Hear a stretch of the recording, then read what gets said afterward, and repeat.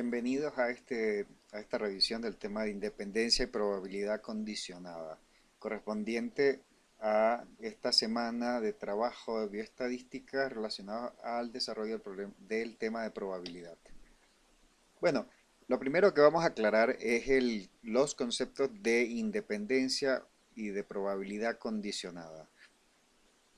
Entonces, ¿qué es lo que entenderemos en estadísticas cuando hablamos de dependencia o independencia de los valores? Vamos a hablar y vamos a decir que dos variables son independientes cuando la información que poseamos sobre una de las variables no sirva en absoluto para predecir a la otra. En este caso, por ejemplo, veamos en el ejemplo de hábito de fumar en una muestra según sexo. Veamos cuál es la probabilidad global o la probabilidad total de fumar en esta población. Si vemos acá, nos dice que de la muestra de 300 personas, hay 60 de ellas que reportan practicar el hábito de fumado. Por tanto, podemos hablar de una probabilidad de fumar general de 0,2 o del 20%, es decir, 20 de cada 100 personas refieren fumar. ¿Lo ven? 20 de cada 100, 40 de cada 200 o 60 de cada 300, que hace alusión, digamos, a la probabilidad general del hábito de fumar en este grupo poblacional. Pero ahora, veamos qué pasa cuando analizamos esta probabilidad no para la población general, sino por dos categorías, serían estas las categorías de interés, el sexo. Y la pregunta que haríamos sería, ¿el sexo condiciona una probabilidad diferente de fumar a la registrada en la población general?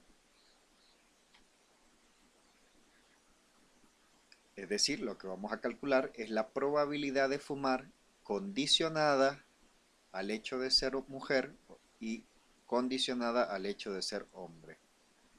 Entonces vean que lo que vamos a hacer aquí es un análisis de probabilidad estratificados por categoría, hombre y mujer. A este procedimiento de análisis estratificado es lo que se le conoce como análisis de probabilidad condicionada. En este caso, condicionada al sexo. Entonces, veamos qué nos sale cuando analizamos la probabilidad condicionada al sexo.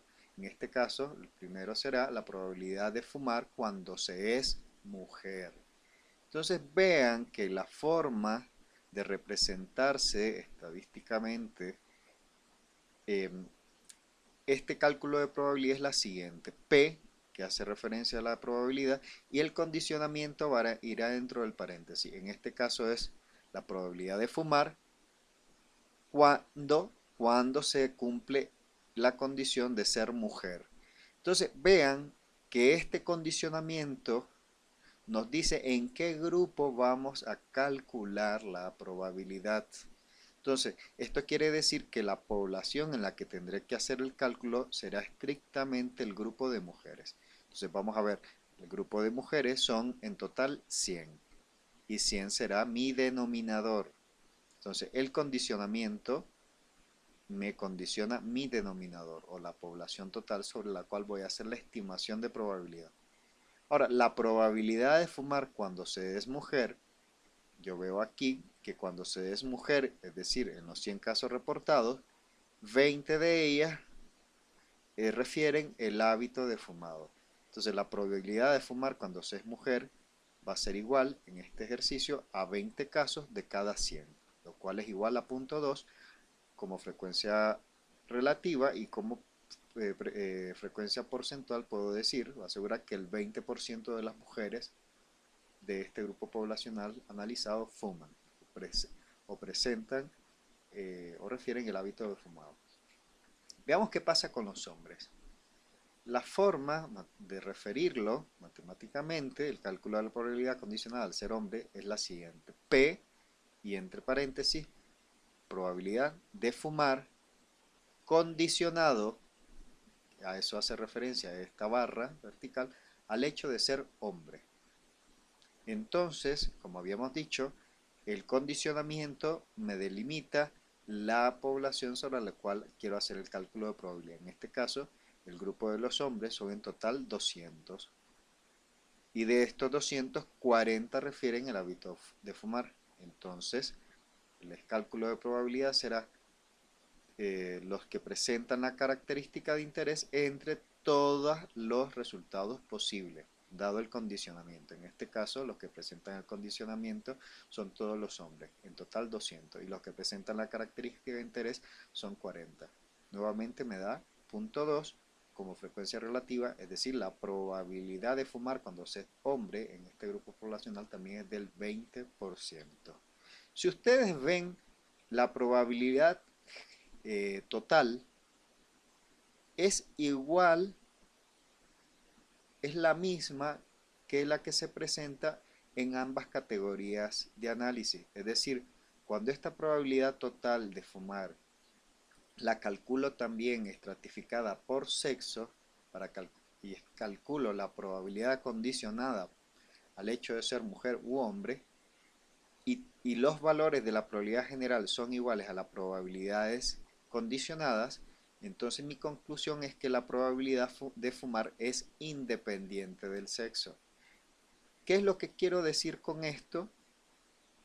Cuando ustedes encuentren en un resumen de artículo científico o en alguna referencia, algún análisis estadístico, y visualicen este tipo de frases, que la probabilidad de un evento es independiente al sexo, a lo que se hace referencia, de forma resumida, es que la probabilidad en ambas categorías de análisis, es decir, en hombres y mujeres, es la misma, ¿no? Es la misma que se presenta en la población general. No hay diferencia entre la probabilidad general y la identificada para cada una de las categorías de analizar cuando se hizo el cálculo de la probabilidad condicionada, en este caso por sexo. Podríamos hacer también la probabilidad condicionada por grupos etarios. Y es posible que viéramos que algún grupo etario tuviera una probabilidad mayor de desarrollar el hábito o de tener el hábito tabáquico que otros. Por ejemplo, el hábito tabáquico tradicionalmente pues es muy bajo en población infantil, tiende a aumentar en población de adolescentes, mantenerse estable en adultos, población adulta, y disminuir a medida que aumenta la edad. Pues en este caso diríamos que la probabilidad de fumar sería dependiente de la edad, ¿no? En ese caso, lo que tendríamos que determinar e identificar cuál es el grupo etario que genera una mayor o que tiene una mayor probabilidad de fumar con respecto a los otros, o viceversa, cuáles son los grupos etarios que presentan una menor probabilidad condicionada de fumar con respecto a los otros. Bueno, hasta aquí lo relacionado al tema de fumar, perdón, con respecto a lo que es dependencia o independencia en estimación de probabilidad condicionada.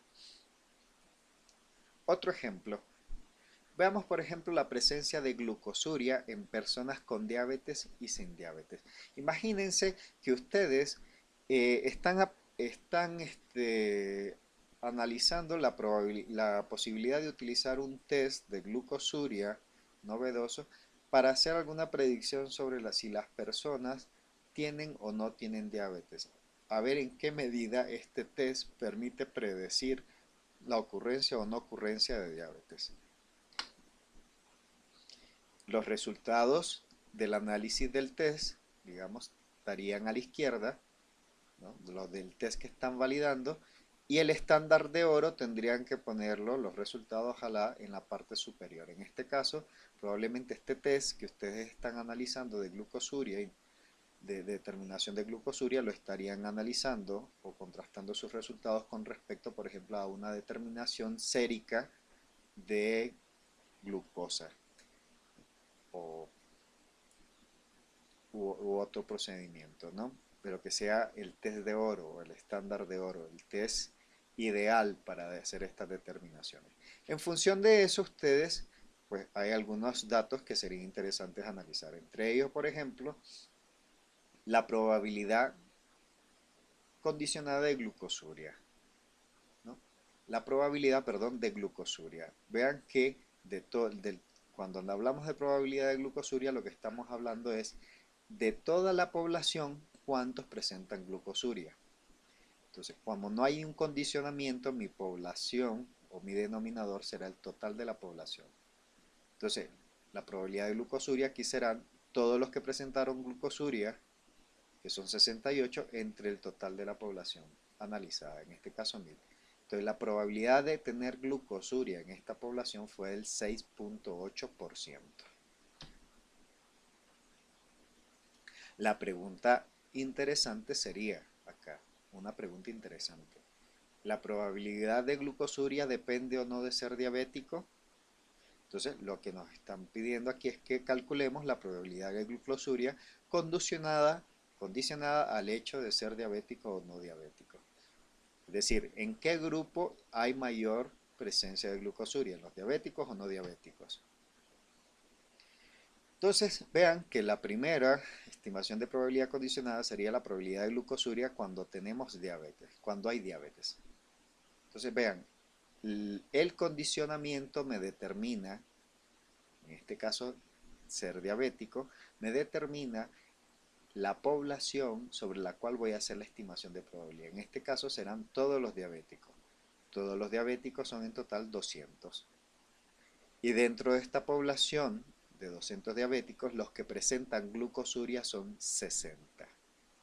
Entonces, la probabilidad de glucosuria cuando se es diabético es igual a 60 casos de 200. 60 casos que presentaron glucosuria cuando se era diabético. Esto me da 0.3, es decir, al 30%. La otra pregunta es, ¿cuál es la probabilidad de tener glucosuria cuando no se tiene diabetes? Entonces vean que el condicionamiento aquí, que es no ser diabético, me determina la base poblacional sobre la cual voy a hacer la estimación de probabilidad. Son todos los no diabéticos. En este caso, solo 8 de los 800 diabéticos presentaron glucosuria. 8 de 800, igual a 0.01, es decir, solo un 1% de los no diabéticos presentaron glucosuria. Acá tendré que corregir.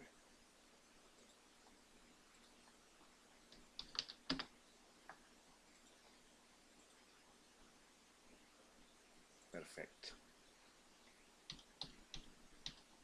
Conclusión, la probabilidad de presentar glucosurias en diabéticos es 30 veces más frecuente que el presentar glucosuria al no ser diabético.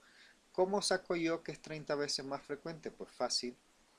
Dividan 30 entre 1, le va a dar 30. O sea, lo que están haciendo aquí es el cálculo de una razón de la probabilidad de glucosuria cuando se tiene diabetes entre la probabilidad de glucosuria cuando no se tiene diabetes.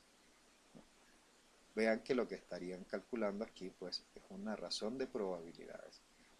Y ese dato lo que generaría es que la probabilidad de glucosuria cuando se tiene diabetes es 30 veces más frecuente que la probabilidad de glucosuria cuando no hay antecedentes, cuando no hay presencia de diabetes. Otra forma de referirlo es que tener glucosuria depende de ser diabético. Entonces aquí la probabilidad de tener glucosuria no es independiente del hecho de ser diabético, no, depende del hecho de ser diabético. ¿Por qué? El razonamiento es, nuevamente, porque la probabilidad de glucosuria cuando se es diabético es 30 veces más frecuente que cuando no se es diabético. Entonces, conclusión, la probabilidad de presentar glucosuria está condicionada por el hecho de ser diabético. Entonces, a eso nos referimos en estadísticas cuando hablamos de dependencia e independencia de valores de probabilidad condicionada a una variable. Otro término, vean que ahorita estamos hablando, hemos estado haciendo cálculos de estimaciones de probabilidad condicionada al hecho de pertenecer o no pertenecer a una categoría de análisis, ¿no? El otro argumento de interés en la estimación de probabilidad es el cálculo de la probabilidad de la intersección. La probabilidad de la intersección es la probabilidad de que ocurran dos eventos de forma simultánea. Entonces, ¿Cómo analizaríamos eso? Vean, nuevamente muy importante la forma en que distribuyo los datos dentro de mi tabla. A la izquierda, las categorías de análisis de mi test que estoy validando, y a la y en la parte superior en las columnas los resultados de la categoría de resultados de mi test estándar de oro. Entonces, ¿qué entenderemos por tanto por intersección? La probabilidad de la intersección es el cociente entre los casos favorables a la forma en que coinciden dos eventos, es decir, entre dos eventos posibles a ocurrir. Vean lo que les había dicho anteriormente, es el cálculo de la probabilidad de que se presenten dos eventos de forma simultánea. En este caso, lo que se está solicitando es la probabilidad de que ocurran al mismo tiempo diabetes y glucosuria. ¿Cuál es la probabilidad de que una persona sea al mismo tiempo diabético y presente glucosuria? ¿No? Entonces vean que lo que están preguntando es, yo tengo pacientes diabéticos, ¿no? Que son estos que están representados por el área azul. Pero también tengo personas que dieron positivo al test de glucosuria. Vean que dentro de estos que dan positivo al test de glucosuria hay un pequeño porcentaje que pertenece a la población de no diabéticos, pero hay un porcentaje muy alto que pertenece a la población de diabéticos. Mi pregunta es, ¿cuál es la probabilidad de que ocurra al mismo tiempo que una persona tenga diabetes y glucosuria? Es decir, lo que estamos calculando con intersección es la probabilidad de que ocurra esta área donde intercede, o perdón, donde coinciden las dos probabilidades, ser diabético y tener glucosuria. En este caso, el denominador estará determinado, digamos, por las personas que presenten el evento, en este caso, glucosuria. La probabilidad de intersección diabético y glucosuria. Entonces, si ustedes ven, ya no utilizo, digamos, a toda la población de diabéticos y no diabéticos, no. Es la probabilidad de ser al mismo tiempo diabético, de tener diabetes cuando se presenta glucosuria. Entonces el denominador aquí ya no será en intersección, es el 68, que son todas las personas que presentan glucosuria. Y de ellas solamente me interesa identificar a qué proporción corresponden a aquellos que además de tener glucosuria son diabéticos. Entonces, ¿cómo calculo esta área? Pues dividiendo 60 entre 68. 60 son el total de personas dentro del grupo de glucosuria que son al mismo tiempo diabéticos, y 68 es el total de personas con la condición de glucosuria. Entonces, lo que estoy dando la respuesta es a la pregunta, y cuando presento glucosuria, ¿cuál es la probabilidad de ser diabético? Vean, esa es la respuesta a la que doy, la pregunta a la que doy respuesta con este planteamiento de la intersección. ¿Cuál es la probabilidad de ser diabético cuando presento glucosuria? La probabilidad de diabetes intersección cuando presento glucosuria. La respuesta, 60 casos de 68, 60 que corresponde a esta área y 8 que están fuera de esa área, 60 entre 68 y me da 88%. Ese es el cálculo de la intersección. Conclusión, la probabilidad de ser diabético cuando el test da positivo para glucosuria es del 88%. Y eso es la forma de calcular intersección. Ahora, vean ustedes por qué es interesante manejar esto de probabilidad condicionada e intersección. Cuando nosotros nos piden analizar la sensibilidad de un test, realmente lo que nos están pidiendo es que calculemos la probabilidad de que el test dé positivo cuando se presenta el problema de interés. En este caso, y traducido, digamos, al ejemplo, lo que nos estarían pidiendo es calcular la probabilidad de glucosuria condicionada al hecho de ser diabético. Es decir, ¿A qué porcentaje de la población de diabético es capaz de identificar este test? ¿O cuál es la probabilidad de que este test dé positivo cuando realmente existe la enfermedad? Lo cual es el concepto de sensibilidad. También podemos calcular especificidad, que es la probabilidad del que el test dé negativo cuando cuando no está presente la enfermedad, o sea, que dé negativo cuando estoy sano. Y eso realmente lo que estoy calculando es la probabilidad de no presentar glucosuria cuando no tengo diabetes. Pero vean, estos términos hasta aquí analizados, sensibilidad y especificidad, son de mucho interés, digamos, para el epidemiólogo, para la persona, digamos, que está ante la necesidad de seleccionar uno u otro tipo, digamos, de test de análisis de información para ver en qué medida, digamos, este test le permite identificar personas enfermas o descartar la enfermedad, ¿no? Perdón, o identificar personas enfermas y personas sanas.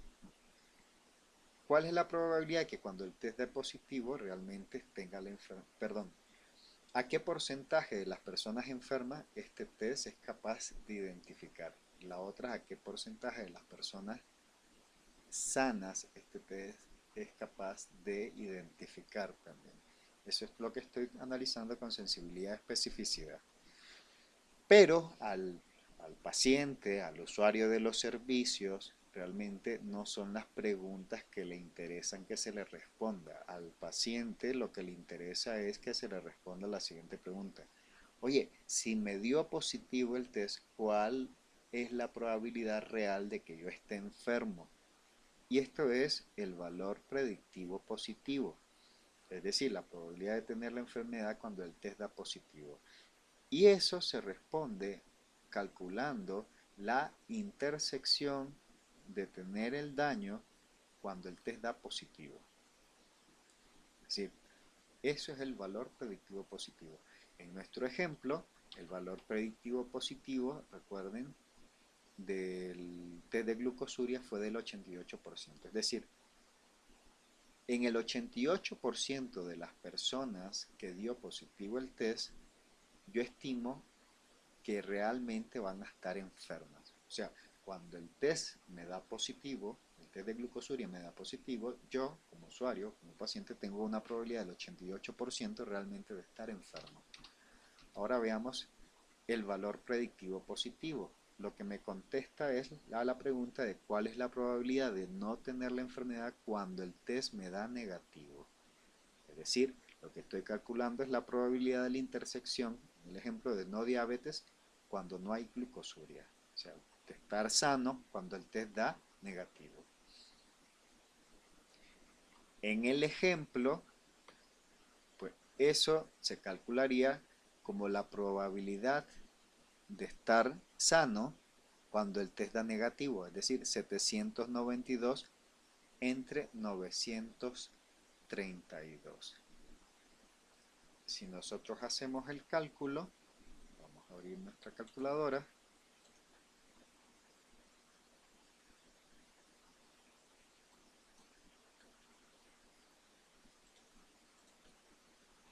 $792 entre 932 nos va a igual a 0.8497. Si esto lo multiplicamos por 100, nos da el 84%. Es decir, cuando el test da negativo, cuando el test de glucosuria da negativo, yo tengo un 84% de probabilidad de no estar enfermo. ¿De acuerdo? Bueno, eso es con respecto a la probabilidad condicionada y intersecciones de probabilidad. En el desarrollo de los temas, ustedes en los anexos tendrán, digamos, dentro del capítulo que dice más sobre probabilidad, acceso a un par de recursos audiovisuales de apoyo para seguir, digamos, dándole o consolidando estos conceptos relacionados a probabilidad condicionado e independencia. Sin embargo, pues en este momento haremos uso de algunos ejemplos un poco más sencillos para facilitar la interpretación. Entonces vamos a visualizar un par de videos donde se vea, digamos, la utilización de estos conceptos en juegos de azar, bueno, que son muy frecuentes, digamos, en nuestras mesas y convivencias entre amistades, y veamos también en algunos ejemplos de la vida cotidiana. Entonces los invito a visitar la sección de más sobre probabilidad para visualizar estos videos tutoriales. Y hasta aquí esta presentación sobre probabilidad condicionada e intersección.